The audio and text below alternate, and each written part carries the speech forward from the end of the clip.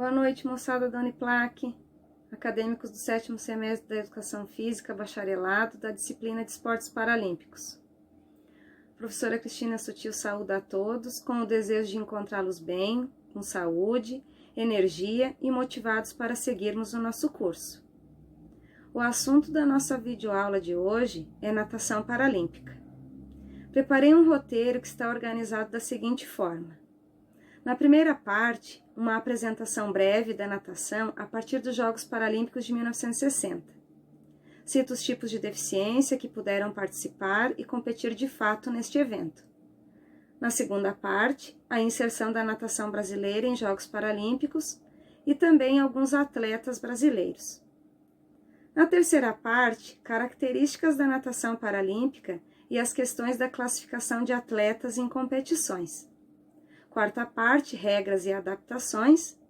E por último, um depoimento de uma atleta da natação da nossa região serrana, falando sobre deficiência, como que o esporte entrou em sua vida e sobre os recursos financeiros. Então, lá vão algumas informações sobre a primeira parte da nossa aula. A natação é uma das modalidades que reúne o maior número de participantes. Está compondo o programa paralímpico desde a primeira edição dos Jogos Paralímpicos em Roma, em 1960. A princípio participavam das disputas apenas atletas com lesões medulares. Assim foi em Tóquio, Japão, 1964, e em Tel Aviv, Israel, em 1968. E com o passar dos tempos, a natação foi se estendendo a outras deficiências. Foi em 1972, em Heidelberg, Alemanha, que os deficientes visuais participaram de eventos demonstrativos. Pessoal, para concluir a primeira parte, eu trago a informação que foi em 1980, que em Arnhem, na Holanda, que os cegos e os deficientes com baixa visão, eles começaram a competir para valer.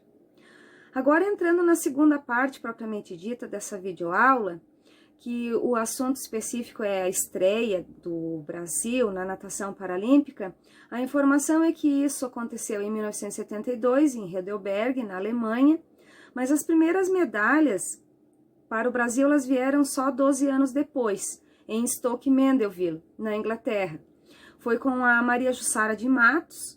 Nós tivemos, nos anos 2000, Fabiana Sugimori, em Sydney, Estados Unidos. Ela repetiu esse mesmo feito depois, em 2004, em Atenas. Clodoaldo Silva é um outro nome que eu gostaria de referenciar aqui. Em 2008, o Daniel Dias, ele foi responsável por conquistar sozinho 9 medalhas em Pequim, sendo 4 de ouro. André Brasil é um outro nome forte da natação, trouxe 4 medalhas de ouro e 1 de bronze. Em 2012, em Londres, o Daniel Dias, ele foi responsável por 6 ouros. E em 2016, nas Olimpíadas, nos Jogos Paralímpicos do Rio de Janeiro, ele trouxe 4 medalhas para nós. Terceira parte agora da nossa videoaula é sobre as características da natação paralímpica. A natação paralímpica, ela é controlada pelo Comitê Paralímpico Internacional e é coordenada pelo Comitê Técnico de Natação. É o Comitê Técnico que estabelece aspectos que estão relacionados às regras desta modalidade, a arbitragem, a classificação dos atletas, ao calendário de competições, ao ranking, aos recordes, e é também o comitê técnico que fiscaliza as entidades esportivas internacionais. As organizações destas entidades esportivas, elas estabelecem adaptações específicas para os tipos de deficiência, para os atletas que têm determinado tipo de deficiência. E está diretamente ligado às federações. O que isso quer dizer? que as pessoas com paralisia cerebral vão ter a sua federação, as pessoas com deficiência visual, os atletas com deficiência intelectual, os atletas que utilizam cadeira de roda para o seu desporto, os amputados. Então, para que vocês entendam que esse comitê ele também fiscaliza essas adaptações específicas que são feitas pelas organizações de federação internacional. Agora falando sobre a classificação. A classificação da natação, ela é dividida em 3 grupos, sendo contemplada a deficiência físico-motora, a deficiência visual e a deficiência intelectual. Uma característica importante na classificação dos atletas é que na natação paralímpica, este atleta ele não pode usar nenhum tipo de implemento. Exemplificando, ele não pode nadar com órtese, nenhum tipo de prótese. É o seu próprio corpo que vai ser utilizado para competir. Os atletas que têm uma deficiência físico-motora, eles vão ser classificados funcionalmente. E os atletas que tenham a deficiência visual vão passar por uma classificação oftalmológica. E lembrando que os atletas com a deficiência intelectual vão ter que atender a alguns critérios de elegibilidade.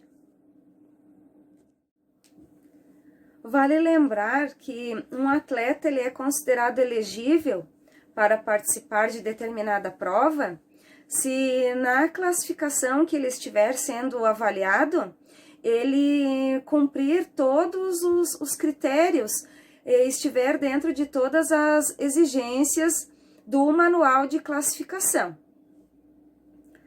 A deficiência físico-motora, ela é dividida em 10 classes, sendo de S1 a S10 para os nados costa, livre e borboleta. São 9 classes para o nado peito, representado através das letras S, B, SB1 a SB9, e 10 classes para o nado medley, indicado pelas letras SM, SM1 a SM10.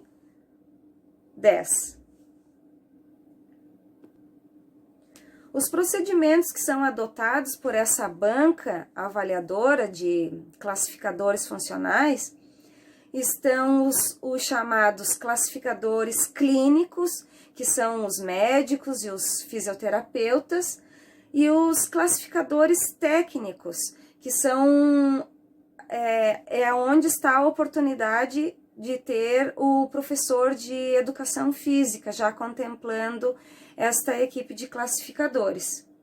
É eles quem fazem a bateria de testes para ver em qual classe o atleta está apto a participar. Existem alguns procedimentos que são adotados pela banca de classificadores. Esses procedimentos são os testes, que são aonde os atletas são submetidos. Existem os testes que são os clínicos e físicos, aonde serão avaliados a questão da força muscular, da coordenação motora ou da disfunção de amplitude do movimento, teste de mobilidade articular, a medição do membro amputado ou do tronco e ainda os testes técnico-motores que são realizados dentro da água. Sobre essas avaliações que são feitas dentro da piscina, recentemente em junho de 2019, houve uma polêmica porque esses testes realizados agora dentro da água, eles passaram a ter uma pontuação de 0 a 300. Aí os atletas se posicionaram, né? Alguns se sentiram prejudicados e só para estar lembrando, depois eu vou colocar esse link para que vocês leiam esse assunto, ok, pessoal? O que os padrões motores vão observar?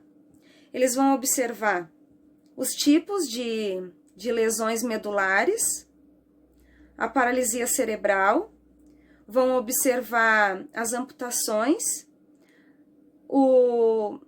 alguma dificuldade de propulsão em função de algum atleta que tenha nanismo, vão observar também as sequelas de pólio, e aí vocês vão perceber que dentro de uma classe, como por exemplo a classe S5, que vai contemplar lesado medular completo, abaixo de torácica de 1 até 8, ou lesão medular incompleta abaixo de cervical 8, ou ainda um atleta que tenha pólio com comprometimento similar à lesão medular de torácica T1 até 8, ou um atleta que tenha nanismo de até 1,30 m com problemas de propulsão, e ainda nessa mesma classe o atleta que possa ter paralisia cerebral com hemiplegia severa. Em seguida, depois vocês podem observar, dentro desse quadro, desses padrões motores, para os nados costa, livre, borboleta, de S1 até S10, o que compreende, então, esses padrões. Falando agora da classificação oftalmológica, que compreende as classes S11 a S13, nós vamos ter que a classificação ela é feita pelo médico oftalmologista e ele vai avaliar a acuidade visual. O que é essa acuidade visual? É a capacidade que os nossos olhos têm de distinguir detalhes no espaço, o contorno, a forma que esses objetos têm. Então, essa acuidade visual, ela é observada, e também o campo visual que esse atleta possa ter. E aí nós podemos entender que os atletas vão desde baixa visão até a cegueira completa. Na classe S14, pessoal, que compreende as pessoas com deficiência intelectual, os critérios de elegibilidade, eles vão estar dentro da organização da Federação Internacional de Esportes para Atletas com Deficiência Intelectual. E isso está baseado na Organização Mundial de Saúde, para seguir esses critérios. Também a Associação Americana sobre Deficiência Intelectual. Tem duas atletas do estado do Paraná, elas são gêmeas. É muito interessante a história delas, que elas competiram até em 2016. Vou deixar o vídeo para que vocês conheçam essas duas atletas, que elas entram dentro dessa classe de deficientes intelectuais. Agora, indo para a quarta parte da nossa videoaula, que eu especifiquei no roteiro, que são as regras e as adaptações. Em linhas gerais, as regras, elas se utilizam das mesmas regras adotadas pela Federação Internacional de Natação, da natação convencional. Mas as adaptações, elas são necessárias, por quê? Para observar as condições que os atletas têm. Então, são observadas as adaptações para as largadas, para as viradas e as chegadas desses atletas. Darei o exemplo da categoria de S11 a S13, que são os deficientes visuais. Eles utilizam um equipamento tanto para para as viradas e para as chegadas, que é uma espécie de um bastão que é chamado de tepper.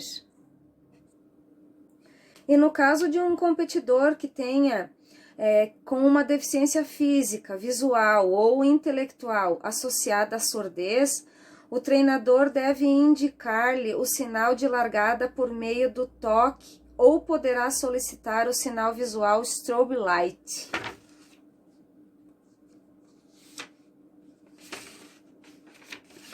Bem, pessoal, seria esse o roteiro dessas 4 partes. Agora, indo para a 5ª parte,